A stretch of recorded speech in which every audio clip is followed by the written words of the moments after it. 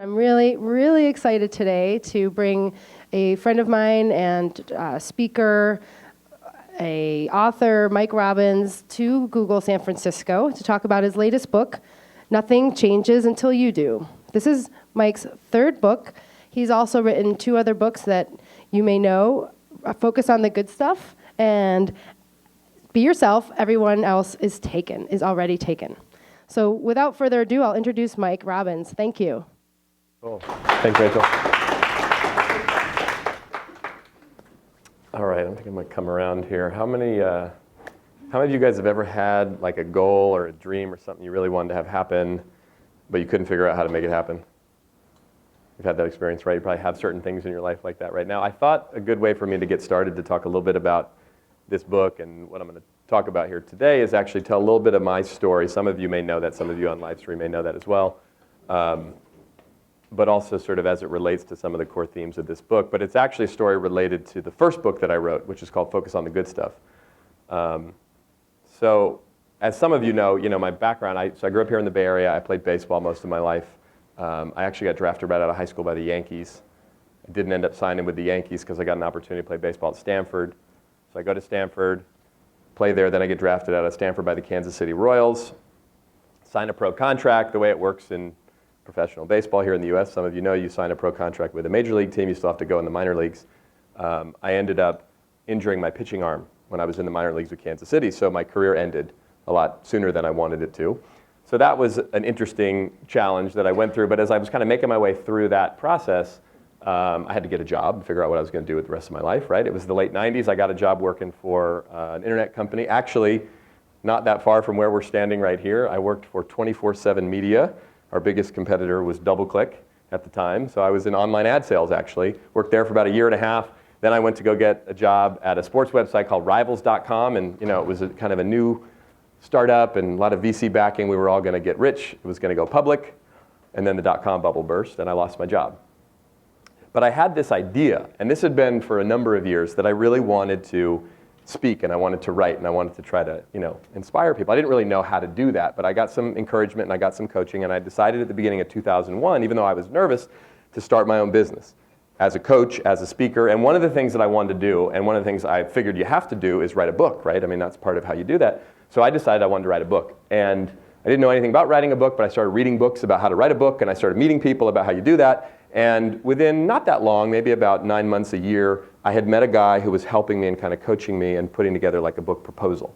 Because that's sort of what you have to do to then get an agent and then get a book deal. And I was learning all these things. Okay, so I start to do this. So then fast forward, it literally goes over the span of about 5 years.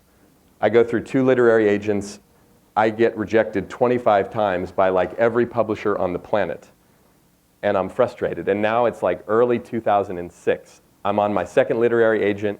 We've gone through all these series of rejections, and I'm frustrated. And I've been speaking now for a number of years, and I've been working with some cool companies here in the Bay Area and around the country. And my agent says to me, listen, Mike, you're a nice guy.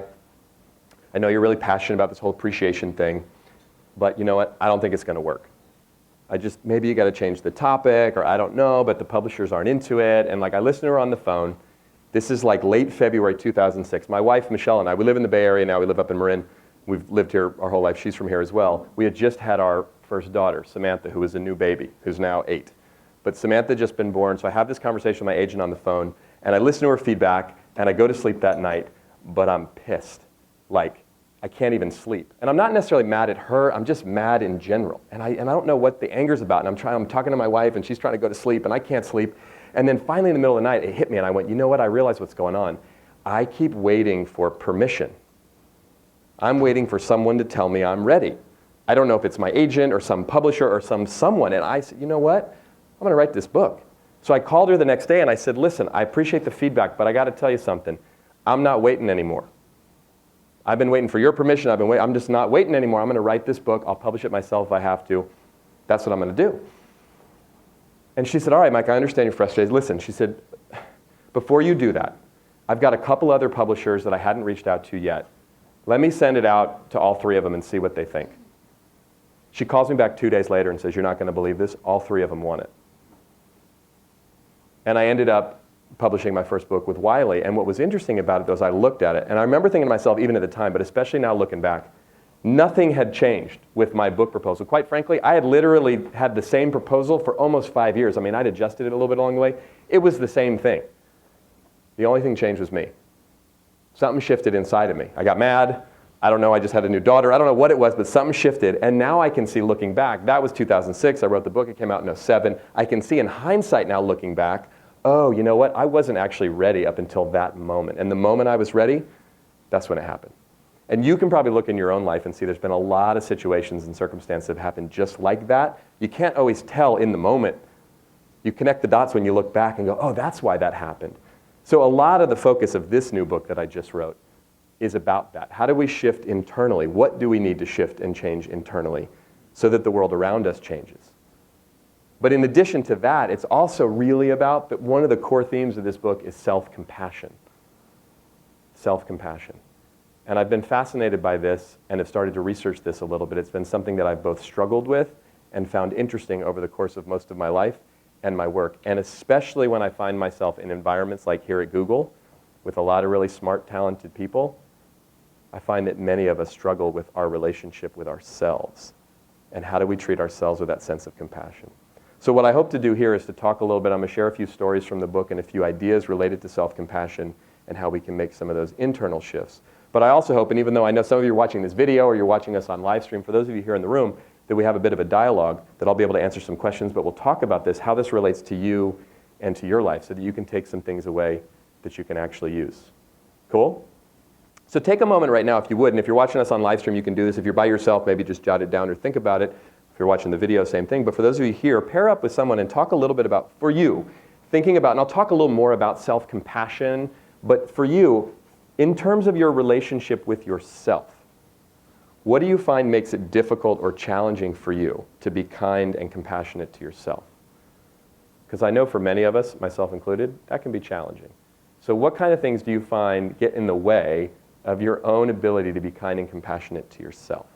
So pair up with someone and just chat a little bit about that, and then we'll dive into it.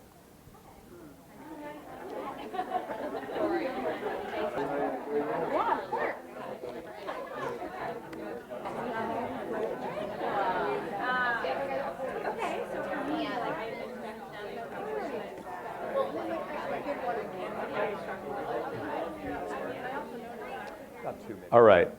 So everybody get a chance to talk a little bit? Okay. So let's talk a little bit about this. So what makes it difficult? What makes it challenging, if you will, or what gets in the way of us being kind and compassionate to ourselves? Okay. And I'll repeat this for those of you who are on live stream and the video. So you say if you're too compassionate with yourself, then if you are, then the fear is that I won't achieve my goals. Right? How many of you can relate to that? Yeah.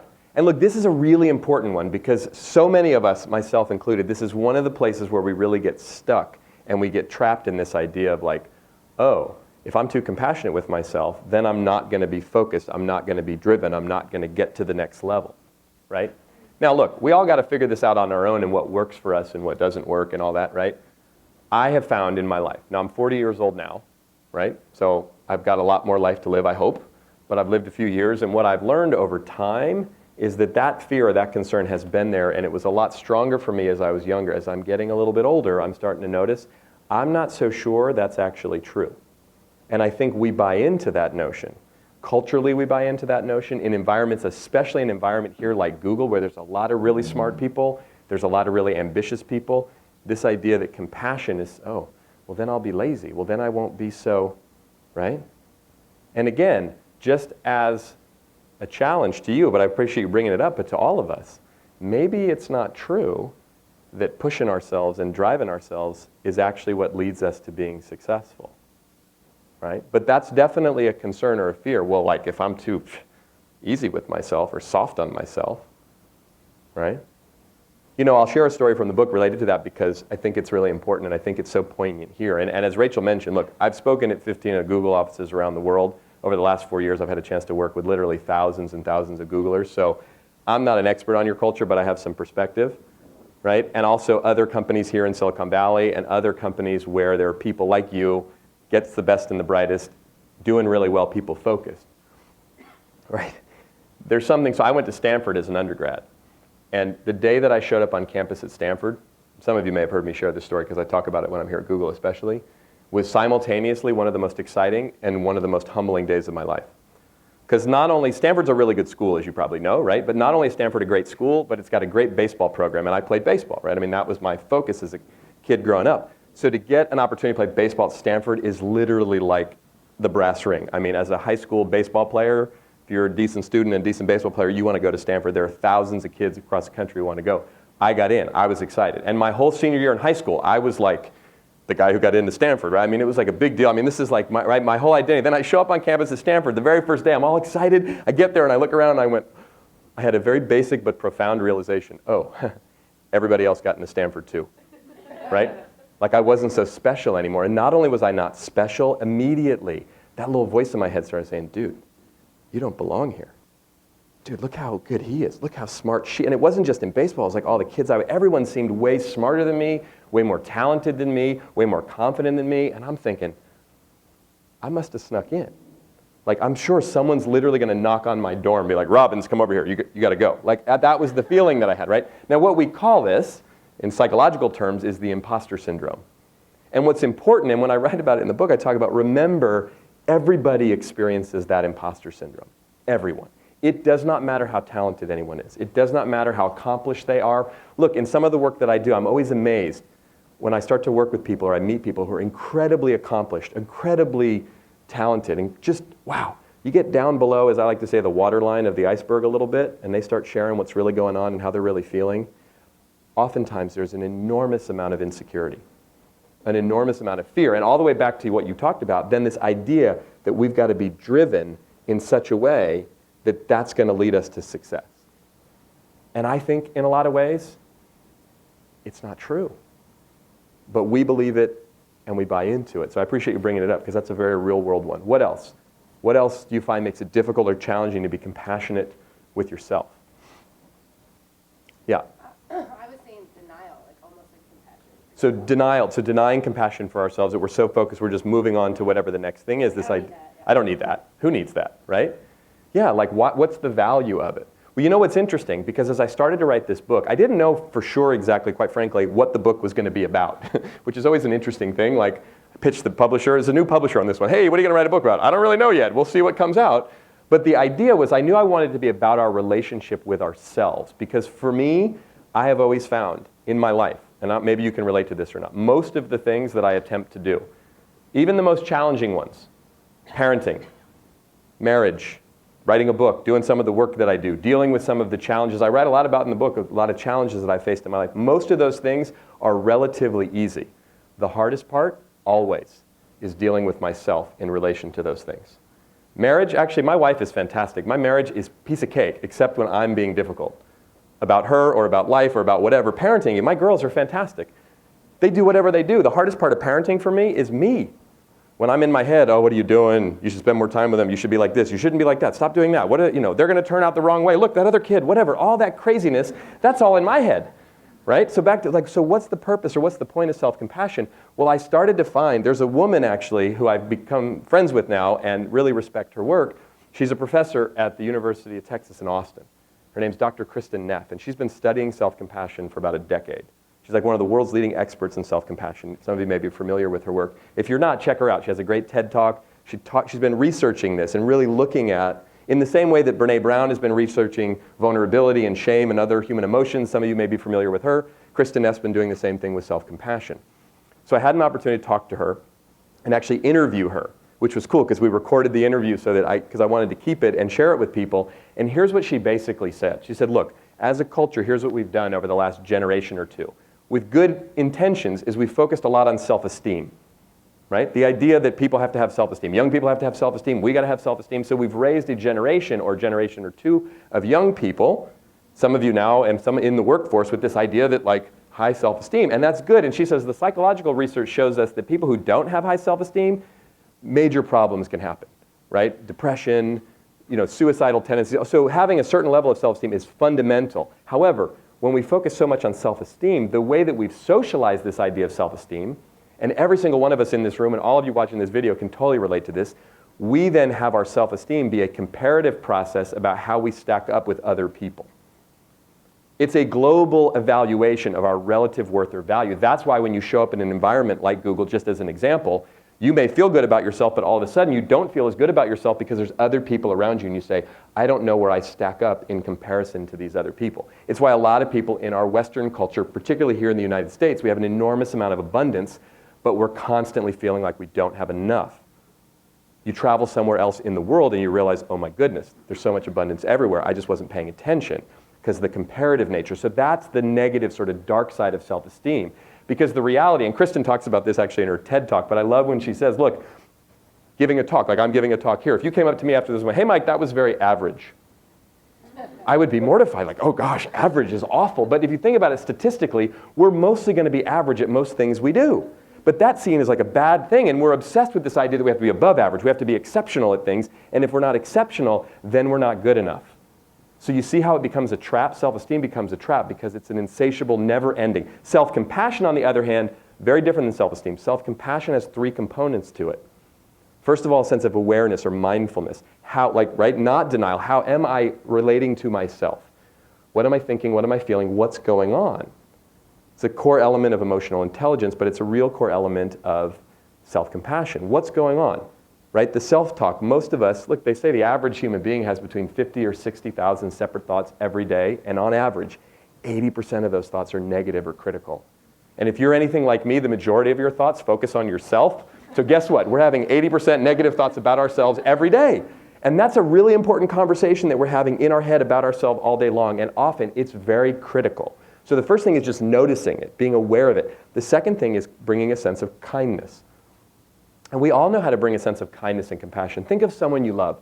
Think of even like a child or an animal, especially someone that you're not like have a big ego connection with. Sometimes with our significant other it can be positive or negative, you know what I mean? But just someone, we know how to bring kindness and compassion. You see someone on the street or someone who's having a tough time, we'll show up, right? Tragedies happen in our world. People show up with an enormous amount of compassion and kindness for strangers because it's part of the human nature, part of our human spirit, right? The question is, do we do that to ourselves or for ourselves? And often we don't. How do you react when you fail?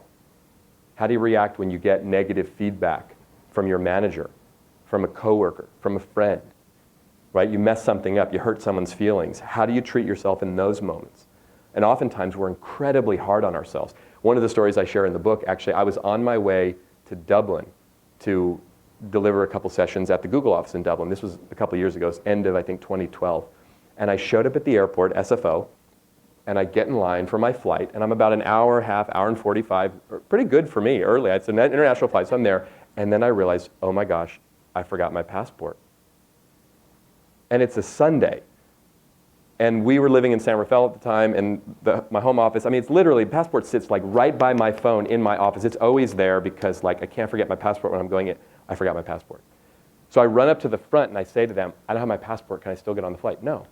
Well, what do I got? I'm trying to talk to them. Someone has to bring it. So I call my wife, Michelle, who's at home with the girls. It's a Sunday. We had some friends staying with us, and I'm in a panic. Babe, I forgot my passport. Can you rush get, And they basically tell me, she has to be here an hour. You have to have your passport and everything. We can check you in. If it's past, and more closer than an hour before the flight, you can't get on. So it's racing. Michelle's trying to do it, get the girls handled. The whole thing gets to SFO, gets me the passport, but it's 45 minutes before the flight. And before she even gets there, I'm told by them I'm not going to be able to get on the flight. And I am mortified. And the voice in my head is just going to town on me, right? Because I'm thinking of some of the annoying conversations I've had with my wife about certain things, like not itemizing a receipt from Costco or whatever, right? And here I am like, and I then find out I will probably be able to get on another flight and get to Dublin just in time for my event, but it's going to cost me like $1,300 to do so on my dime. And it completely, as we call in sports, an unforced error, like didn't need to happen, right? And like the little gremlin in my head is like, you idiot, what is wrong with, like you've been doing this for a long time, you know better. I mean, by the time my wife showed up, I was literally in tears when I went out to give her a hug. She was not upset with me, actually. She was incredibly kind and compassionate about it. She knew how upset I was. And I got so upset, literally, by the time I got to Dublin, I was actually sick, physically sick.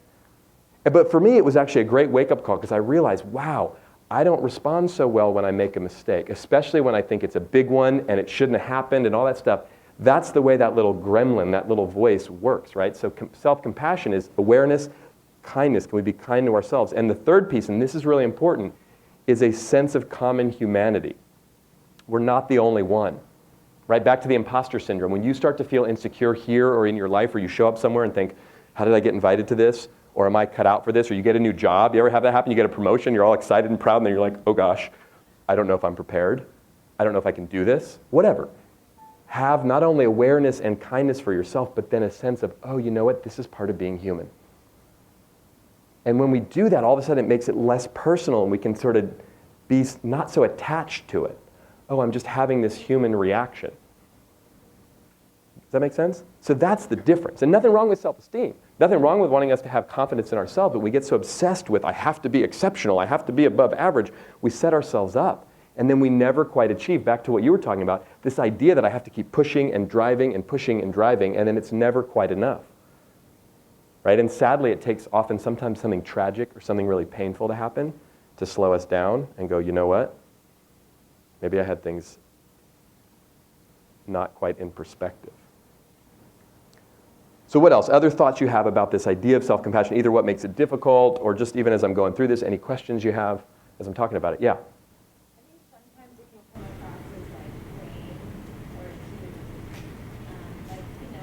So the idea of it being indulgent, or someone might judge me. Oh, if I'm going to be compassionate, because now you're starting to talk a bit about self-care, right? How do we honor and take care of ourselves? What do I need? I need to take a little extra time in the morning. I'm going to go get a massage. I'm going to do certain things to manage my wellness. And then other people might perceive it either as being selfish or indulgent, or who do you think you are? Or, you know, and look, there is a balance at some level. Look, we're in relationship with people, right? Personally, we're in relationship with people at work, right? Your manager, your boss says you have to get this to me, and here's the deadline. It's like, well, that doesn't really feel good to me, right? That isn't always, right? Now that may be a true response. The manager might come back and say, I'm sorry, it still has to be done by this time. You know, I mean, so we have to negotiate it to some degree. But here's the thing that we do, and especially in our culture these days, is that we have this notion that not doing that is somehow heroic, and doing that is somehow selfish. You know, I remember years ago, a mentor of mine said this great thing to me. He said, Mike, one of the most selfish things you can do is be miserable. I went, what do you mean? He said, look, if you're miserable, everybody in your life who cares about you worries about you. So it's really important to take care of yourself. Focus on yourself, not to be self-absorbed and unaware, but actually there's that balance between the better we care for ourselves, the more available we are for other people. Look, my wife and I have had to navigate this quite a bit over the last 8 years having kids, right? We got an 8-year-old and a 5-year-old. I'm on the road traveling, doing my work. She's at home with the girls. I mean, and there was a whole bunch of stuff. And we've been together for 14 years and have a great relationship, communicate really openly, really honestly, but it was way harder than we anticipated. We didn't expect it to be easy, but we had no idea what we were in for. And part of it, one of the biggest challenges for both of us, especially for her, is finding the balance between how do I go take care of myself and at the same time show up for my girls and for my husband and for my life and all those things. And in fact, one of the best things that we started to do a few years ago was we each will take time, as busy as we are with everything going on, to go away by ourselves, not only for our own mental health and well-being, it makes our marriage better. It makes us better parents. But we didn't learn that until all of a sudden we got so stressed out, so burned out, so frustrated with each other, with parenting, with life. We were just like, got to a point where it was like, Uncle, we don't know what to do. And that's a big piece of self-compassion, actually, is being able to get to points in your life in certain places and say, you know what? Even though, look, every single one of you in this room, everyone watching this video or watching us on live stream, you've had a certain amount of success. You've achieved certain things in your life. You're good at certain things. That's fantastic. But one of the ways you get to that next level isn't necessarily by driving harder. It's actually by being able to put your hands up at times and going, I have no idea how to handle this. I'm now out of my, right? And that's a good thing. When you get out of your comfort zone, you get into a place you're not used to, you don't know how to handle, that's fantastic. That means you can grow. But a lot of us, because we're so worried about looking bad and what people will think, and I don't like to sound like an idiot or make mistakes, we don't even let ourselves go there. Right? I love what Brene Brown talks about when she talks about vulnerability. It's a big part of the work that I do, right? And vulnerability, she says, look, you can't get to courage without walking through vulnerability. That means it's going to be uncomfortable. So sometimes, even if someone reacts negatively and you say, I'm going to take some extra time, I'm going to go do this thing that really nourishes me. It's okay if they react negatively, and you might need to negotiate a little bit with them. But it's okay. And the more we give ourselves permission to do that, the easier it gets for us, and the more that we literally train the people around us. Here's what's important to me, and find out what's important to them. And look, the challenge is, especially working in an environment like here at Google, and where most of us work and how we work these days, it's all day, 24/7 expectation that you're going to be on, connected, communicating, and doing stuff. And we have to manage ourselves now more than ever so that we figure out when we can unplug. You know, I heard someone a while back at a conference, it was here in Silicon Valley, works at another company here, and he was saying, look, this whole idea of it's a marathon, not a sprint, he said, doesn't fit for us. We're sprinting all the time, and we're not going to stop. He said, what we have to learn how to do, and this is a senior leader in this organization, we have to learn how to train people and teach people and make the environment conducive so that we're taking pauses. As Rachel knows, working on a book on that, right? Pauses in the midst of the sprinting, if you will. And that's at work, but that's also in life. Because again, we're all walking around now with our whole life, work and otherwise, in our pocket or in our purse. Literally, it's there. And if we want to, we could focus on that 24/7 and still not get anywhere close to caught up with everything. Does that make sense? So, other thoughts or other questions or comments about this? Yeah. Yeah. Yeah, so the idea that I have so much work to do, it's selfish to sit here for an hour and listen to me talk and have this conversation. Yes. Well, yeah, and then figuring out the balance of that. Look, we all have stuff to do. A friend of mine posted something on Facebook that I saw this morning, and it said, I had all these things to do yesterday. She's similar to me, writes and has her own business. And she said, but I decided, and she had a picture of her garden, and I decided to do this instead. Right? And the idea being, whatever it is, look, and we all have jobs and responsibilities and commitments and people expecting things. Look, we got to manage that to whatever degree we can. But now more than ever, I think it's more important that we take some time for ourselves and figure out, what do I need to nourish myself? The GPAUSE program, which I don't know the specifics about it, but you guys can talk more about it. But one of the things I got to say, and you guys know this, any of you who've worked anywhere else outside of Google, look, there's a lot of cool stuff going on here. It's not perfect in utopia, right? Every place has its challenges, but there's such a commitment here in a way that's pretty extraordinary. And I have been, for 14 years, I've been traveling around. I live here in the Bay Area, but I travel around the country and at times around the world, speaking to and working inside of organizations. There's a genuine commitment here by a lot of people at a pretty high level to focus on wellness, to focus on well-being, to focus on mindfulness and pausing. And at the same time, you guys are an incredibly, driven, focused organization that's very metric-driven, and you got numbers and quotas and goals and things you got to accomplish. So right here, it's the perfect dichotomy of our culture. There's a commitment to wellness, there's a commitment to pausing, to slowing down, and there's an enormous commitment and pressure to continue to succeed and achieve at the incredibly high level. But think of that at a meta level. What happens here at Google is just like in our lives.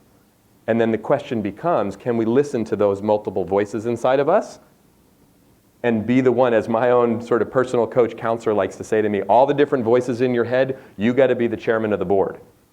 You got to say, no, I'm in charge, right? And literally then make decisions and choices that best serve you. There's one of the things about the book, I wrote it in short essay format. So there's 40 short essays. So it's literally like you can just kind of open it up or read the table of contents and go, oh, that's the message that I need about forgiving myself. Or that's one that would be really great for me about vulnerability, or whatever. But it actually made it really fun and easy to write. Which one of the things I had to deal with as I was writing this book was it was way easier than my first two. And I realized how committed to struggling and suffering I am at times. Right? Literally. Like, I was talking to my coach, and she was saying to me, Mike, you think that for something to be valuable, it has to really be hard. You have to sweat, and it has to be difficult, and you have to suffer. And she's like, maybe you could give that up. I was like, but really? And I really had to look at that. That so much of my life, the story becomes, well, I don't know what I was afraid of, that people are going to come to me and go, your life's been really easy. Oh, no, let me tell you all the hard things I've gone through. Or that was really easy for you. It was somehow some badge of courage to suffer and struggle. So that's one piece. But there's one of the chapters I write, I tell this story in there about this game that I play with my girls. And the chapter's called Remember That You're Valuable Just Because You're You. And here's the way the game goes. And I started playing this game with my girls a couple years ago. Remember, they're 8 and 5, right? I think they were probably 6 and 3 or something when I first started to do it. And we do this all the time, almost daily. I'll say to one of my girls, I try to do it with each of them, but individually. I'll say, Samantha's 8, Rosie's 5. I'll say, hey, Rosie, how much does Daddy love you? And she goes like this much. Sometimes she's laying in her bed, so she goes, this much, right? And it's pretty cute. And I say, that's right. And then I ask her a really important question. I say, how come Daddy loves you so much? You know what she says? Because I'm me. I say, that's right, honey, just because you're you. And look, here's the deal. I do it for them, absolutely, because I want them to get the message from me, especially as young as they are, especially as girls, that I don't just love them because they're cute. I don't just love them when they kick a goal in the soccer game. I don't just love them when they listen or when the teacher says something nice about them in class, all that stuff. I love them no matter what. And I want them to get that message. But I say it for myself for two reasons. First of all, as a parent, because I got to remind myself, even as young as they are, and as sweet as they are at this age, there are times it's hard for me when they're doing things that I don't like. It's hard for me not to react really harshly and really negatively. And even though part of my job is to train them and to parent them and to have boundaries and all that stuff, I don't want them to think that it's conditional based on their behavior. And I'm going to have to probably continue to remind myself as they get older, right? But the second reason that I do it is very personal for me, because I still need that message all the time. That I'm not just valuable because I wrote a book, or because I'm speaking here at Google, or whatever the accomplishments, achievements of my life may be. And the achievements and the accomplishments of my life, they're important to me, absolutely. But it's really important for me to continue to remind myself that that's not who I am. And it's hard. And any one of you in this room, any one of you watching this video or watching us on live stream, when you've achieved and accomplished certain things in your life, or you're in an environment that's really focused on achievement, or a culture that's focused on achievement like we are, it's hard not to assume that my happiness and my fulfillment lies in some achievement that I've yet to achieve yet. Right? It's out there somewhere. I'll get there and then I'll. But we've all learned the hard way. It doesn't work that way. It doesn't matter how great the achievement is. And sometimes the hardest part about achieving something great is that hollow feeling we have after when we realize, oh, you know what? That actually didn't fill the hole in me that I thought it was going to. And instead of really looking at that and going deeper into that and saying, how do I make peace with myself? We erroneously then think, oh no, it's another achievement. And that one wasn't good enough. That one wasn't big enough. It'll be the next one, and the next one, and the next one. And if we keep on that path, it literally never ends. And for better or worse, and you guys have been creating some of this technology, we're sharing all kinds of things with each other all the time. So now we get to deal with the cesspool of comparison that happens all day, every day, as we check what other people are doing and bragging about on social media and otherwise, which then can bring us right back down to like, well, I'm not good enough. And it's a trap. Make sense? So before we go on, I want to see if you have questions or thoughts about this. Turn back to your partner. Some of you come in since we paired up before. Pair up with someone. And again, if you're watching the live stream, you can write down if you're not with another person or watching the video. But just how does all of this, what I'm talking about so far, how does this relate to you specifically? Where are there pieces of this where it's like, oh, I can see that in my life? I'll give you a minute just to talk with each other about that, and then I'll see if there's some questions I can answer.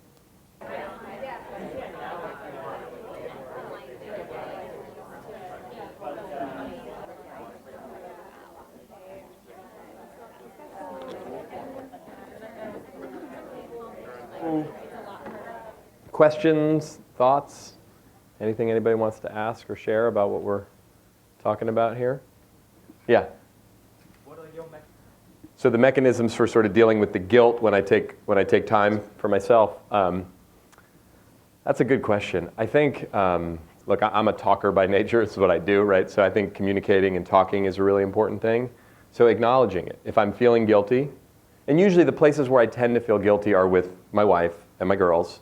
Because again, you know, I'm on the road, and that poses a challenge in my life. I'm away from my family more than I'd ultimately like to be. And then when on top of it I say, hey babe, I really need to go up to Calistoga for a couple days, you know, Napa, whatever, to just sometimes some guilt, and right? But then we'll talk about that. And I'll say, I feel really guilty about it. And then we'll communicate, and sometimes it's a negotiation a bit about like what's going to work, what's not going to work, where the impact is. The other place where I tend to feel guilty, because relationships and connections are so important to me, but as my life has gotten bigger and busier and I'm doing more things both professionally and then with my family, I don't get to connect with and see a lot of my friends and people I care about a lot. So that poses a challenge. But again, to me, it's about communicating that, not like an excuse, but just being real about it. Instead of pretending, for a long time I would do the thing like, oh, hey, yeah, great, we should get together, all right, you know, all that BS stuff that we do. Because really what I was feeling is like, gosh, I don't know how to manage my life and all my relationships and connections. And now, and look, again, with all the great technology and all the way we're now more interconnected, there's just more people in my sphere than used to be, and I'm sure that's true for most of us. And then the question becomes the level of authenticity and the real connection of those relationships. And, so it's a challenge to some degree, but I also think the more real we are about it, people can understand. And even, again, talking from that perspective of, even if sometimes when I'm concerned, if I'm going to do something that might seem selfish or self-absorbed, or I'm worried someone might judge me, I will often just bring that up. But not like a critique, but more just like from that vulnerable place of like, here's what I really want to do, but I'm afraid if I do that, you're going to think this, or it's going to be a problem, or whatever, so then we talk about it. Does that make sense? And I had another mentor of mine say this great thing to me a couple years back. He said, Mike, what stands between you and the kind of relationships you really want to have with people? I said, what's that? He said, it's probably a 10-minute sweaty palm conversation you're too afraid to have. He said, if you get really good at those 10-minute sweaty palm conversations, you'll have fantastic relationships. He said, but if you avoid them like most people do, things will be tricky. And you hope you roll the dice and get really cool people to work with and really cool people in your family, whatever, but like that's not usually the way it works out naturally. So, does that make sense? Other questions? We have a mic now. Hold on. So building off of that, can you talk about some tips for when wanting to be a certain way and do these things is in conflict with the culture, specifically in work? The environment. So, for example, if your environment is we value putting in a lot of hours, and I am at my best when I take care of my health and when I'm sleeping right and doing all of those things. Yeah. And having those conversations may be tough to shift the culture. Can you talk about that a little bit? Yeah, I think it's a real challenge, and you guys here at Google and a lot of people working in intense environments can relate to this. Even people like myself who have our own businesses. It's not that someone outside of me is demanding that. It's literally like taking time off at times means business might not happen, right? And so it doesn't matter where we are, but if the environment doesn't seem like it's conducive for that, or we celebrate, hey, John was working all weekend, great, and it's like, okay, or the expectation is stay late, get here early, all that stuff. One thing is communicating. Just again, from that authentic place, not like how it should be, because that's a judgment, but how it is for me. Here's what I know I really need. And then figuring out if what I need and what works for me is going to work in the environment. And sometimes the hard reality is, it's not. It doesn't mean you're bad or they're bad, it just means, wow, I'm either going to have to inauthentically abide by these norms. And look, we do this all the time in life. So this doesn't make us a terrible, weak person. Like, okay, I'm going to do that. But be real about it with ourselves first and even with other people. But a lot of times, there's more wiggle room in negotiation than we think. One of my favorite sayings is the answer is always no if you don't ask.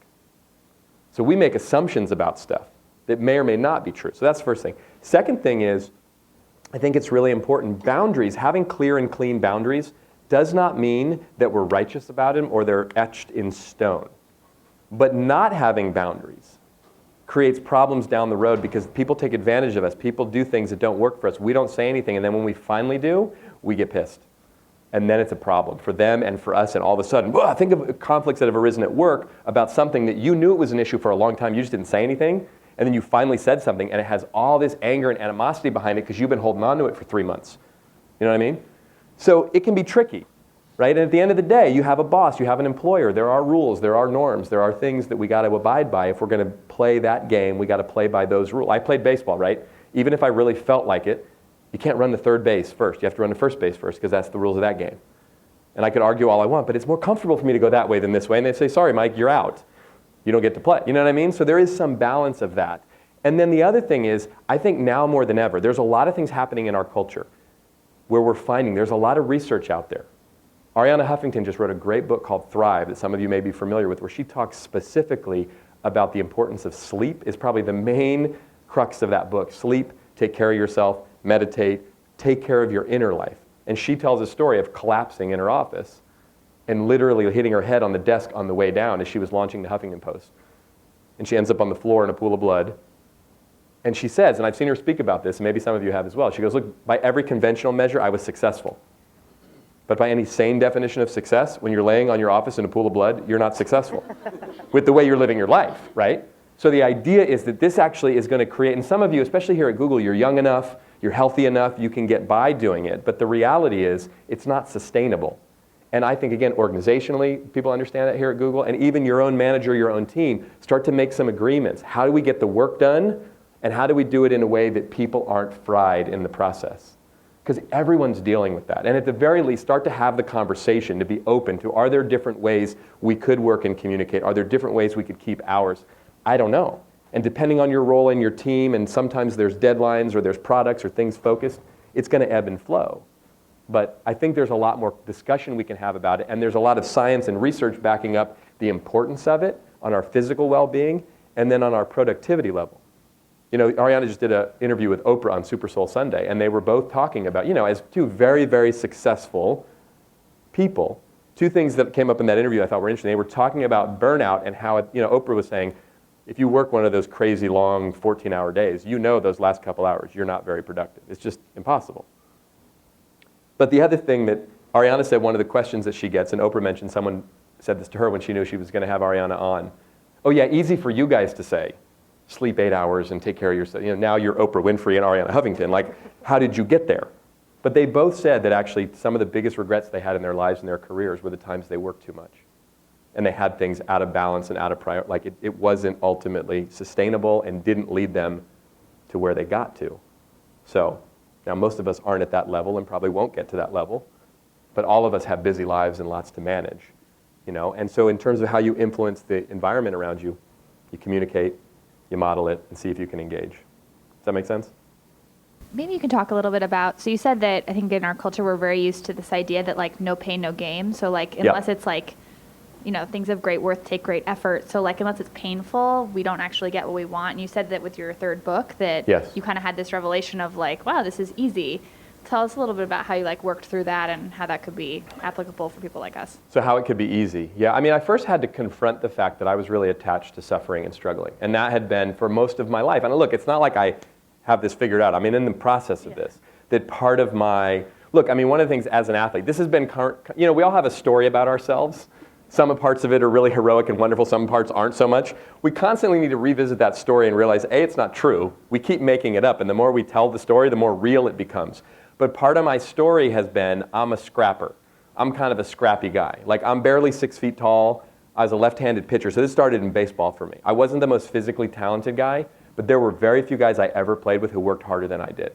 And I got a lot of positive feedback. Look at Robbins, he's always going the extra mile. Look at Robbins, he's staying after practice, way to go. And for me, it was like, okay, that's one of the ways. I wasn't blessed to be 6'5". I couldn't throw 95 miles an hour. And as I started to get better in baseball, I realized that hard work, or this is what I made up and was told, Robbins, you're going to have to just keep grinding hard and, you know, okay, I could do that. Because I could control that. My effort level I could control. I couldn't always control, I couldn't control my talent level. I got what I got. And I couldn't control the outcome in baseball. Even if you don't follow baseball, one of the things about baseball, it is filled with an enormous amount of failure. It is a game, like the best hitters in baseball get out 7 out of 10 times. It's a lot of failure. I was a pitcher. And pitching, and some of you heard me tell, like pitching is awful in a lot of ways. Because you know what happens to a pitcher in a game when the pitcher doesn't do well? They literally stop the game and take you out. Like, can you imagine if you're having a rough day at work and you're like messing, I don't know, you mess something up, and literally your manager bursts in the door or pops up on your screen and says, you leave. And you have to like walk out and some other person starts doing your work for you, right? It's pretty humiliating. But like, so a lot of failure in baseball, but so I was like worked really hard. When I got into my business. Right? I started my business at 26 years old. Now, back in 2000, 2001, when I started my business as a coach and wanting to be an author, it was starting to be a bigger industry. But there was no social media, there was no blog world, the only ways people went about doing that was like, you had to go through pretty conventional, traditional ways to do it. Hope to write a book, get some notoriety, get on some TV show or somewhere, have some, whatever. And it was like, I'm going to work really hard, I'm going to hustle. So all of that to say, like, that's kind of in my DNA. And there are some positive sides to that. It's not like I want to throw that all out. But I think the process for me has been like looking at who are the people that I know. This is a big thing, modeling other people. Who are the people that I know that look like they're able to make things happen with a minimal amount of effort? Because people like that, it's like they have pixie dust on them somehow and everything they touch turns to gold. That is actually a conscious, deliberate thing, whether they're fully aware of what they're doing or not. And I started to realize, I think I want a little more of that. And I'll share this with you just because in the context, so like I didn't write a book. I wrote my first book, '07, write second book, '09. So Focus on the Good Stuff came out in '07. Be Yourself came out in '09. And we had 2 babies, and I wrote 2 books in the span of 3 years. I didn't sleep much. I wasn't very healthy. I wasn't very happy. The end of 2009, and I write a lot about this in the book, like Michelle and I both. I literally looked at her one day and said, hey, babe, I got an idea. How about we stop focusing so much of our attention on trying to look happy and successful and actually be happy and successful? Because I bet if we actually are, we'll probably look like it too. Because here we were in this life that we thought we wanted with kids, and I was doing work. It was all great, but like underneath, we were stressed out, we were tired, we were in debt. Things weren't how we wanted them to be, right? So when I started thinking about writing the next book, I didn't even know what it was going to be about, but I said, I don't know what it's going to be about, but it's going to be a much more pleasurable experience to write. And it took me many years to finally get ready to be in a place where I could do that. Lots of ups and downs in life, but things started to go well, and I started to feel like, okay, I can do this. When I finally sat down to write this book last summer, I have a tendency sometimes to procrastinate on things. Any of you ever do that? Big deadline. But I finally committed, I'm going to do this. I wrote the book in 7 weeks. Now, I kind of had to, because it was due, right? But it was actually 17 days of writing, that's it. I used Dragon speech recognition software because I'm such more of a talker than I am a writer. But you know what? For the longest time, I thought that was cheating. You can't really talk a book. You got to write it. It's got to be hard, right? But all of that, and I share that with you because what happened for me is I started to realize it's okay if it's easy. I don't have to apologize for that. So for a lot of us, look, nothing wrong with hard work. I'm not saying that's a bad thing. But this idea that we have to suffer and struggle and things have to be hard, I'm now to the point where my new practice in life is if it's too hard, I'm actually going to rethink about, do I really want to do it? Or as a friend of mine used to say to me all the time, just because you can doesn't mean you should. Right? So, yeah. We all have had successes in life, but some of my best successes felt really easy. Yes. And when people would actually congratulate me, I would I wouldn't accept. I wouldn't. There's not that I wasn't. Internally, I wouldn't accept it because Yes. I'd be like, "Oh, that was easy." Yes. You know. So how do we get over? How do we? I think we take a lot of things for granted about ourselves. Some of our strengths, some of our gifts, some things that do come easy. And I would really challenge all of us not to do that. To really be grateful for the things that come easy. And then to ask ourselves a deeper question, less about the outcome and more about the experience. Is this what I want? And if it does come easy, be grateful and feel blessed that it does. Say thank you to whatever you believe in, right? Thank you for this is easy for me. And be mindful of the fact it's not easy for everybody. So without bragging about it or being arrogant about it, it's like, wow. You know, like something for me, I speak. Now I've worked at this, but this actually is really easy for me. And it's taken me a while to write, wow, you're good at that. Wow, it's like, I've done it a lot. That makes it easier. But I was born with a certain gift that like, this is what I do. This is how I express myself. So that's okay. Then we focus on the things that don't, and then we spend a lot of time thinking like, I got to improve those things. So it's a big one. Now let me say this, because we're going to wrap this up just time-wise. I'll stick around for those of you who are here. If you've got questions, you want to chat with me, happy to talk to you. Those of you on the video or on the live stream, you know, we can stay in touch just through my website, mike-robbins.com. But I want to close with one last story just to kind of bring this all full circle, because one of the key things for us in all of this is perspective. Like I wrote this book primarily about perspective in my own life. And one of the things, and many of you sitting in here in the room have the book itself, but I write a bit in the book about an experience that was really poignant in my life over these last few years, and that's the death of my mom. So my mom died in 2011. And what was interesting about that experience, and any of you who've lost people close have probably had this experience, really painful, really difficult, but incredibly growth-inducing, and actually quite beautiful, even in the midst of the pain and the sadness. And one of the most poignant moments for me, my mom got diagnosed with lung cancer in March, and she died in June, so it happened pretty quickly. And in some ways, that was actually a blessing. But she knew it was going to happen, and she really surrendered. And my mom was tough. My mom was like single mom, raised 2 kids. We grew up in Oakland. Like, you couldn't mess with my mom. She was that kind of woman. But towards the end, she really started to surrender. She really started to open up. We had beautiful conversations, and there was amazing healings that happened in our relationship and our family. I mean, it was just, now none of us wanted it to happen. So it was really sad and painful on many levels, but it was such a beautiful experience. And there was a morning I got up. It was probably about, I don't know, a month and a half, 2 months before she died. But we knew, like, okay, this is serious. We know where this is going. There wasn't thought of, it happened even quicker than we thought, but so I'm on this run. I'd spent the night at my childhood home in Oakland. A lot of emotion about it. I get up that morning, I go for a run, and I'm thinking in my mind about my mom and the whole situation, and I think to myself, I wonder what it's like for my mother right now, knowing that she's going to die. Like, what would that feel like? What would that be like? And as I'm having that thought, I literally stopped running, and I went, wait a minute. I know I'm going to die. I just don't know when. But I don't live like that. Like, I live with this erroneous notion of certainty. Like, I know what's going to happen. Like, I know my girls are going to grow up, and my wife, and this, and I'm going to do this, and I have all these plans and these goals, and those things are all really important to me, but I stopped and went, wait a second. What if I started to live my life in a healthy way, in an empowering way from that perspective of knowing I'm not going to be here forever. None of us are going to be here forever. Everybody we're in relationship with, everything we're doing, everything here, as extraordinary as this place is, Google, it's temporary. It's not permanent. And if we can remember that and hold life, hold our goals and our dreams and our relationships, and even the things that are most important to us, with an open hand, with a sense of intention, but not grasping so hard to it, that all of a sudden, a lot of the stuff that we worry about and that we stress about and that we get upset about, it just doesn't matter in the face of that. And that's one of the many blessings that I got from that very painful experience. And if we start to live our lives from that perspective and look around and realize we're the common denominator in every relationship we have and everything we do, and when we can shift internally, be more kind and compassionate and loving towards ourselves, keep things in perspective, then everyone and everything we interact with literally changes. Thanks for coming. Thanks.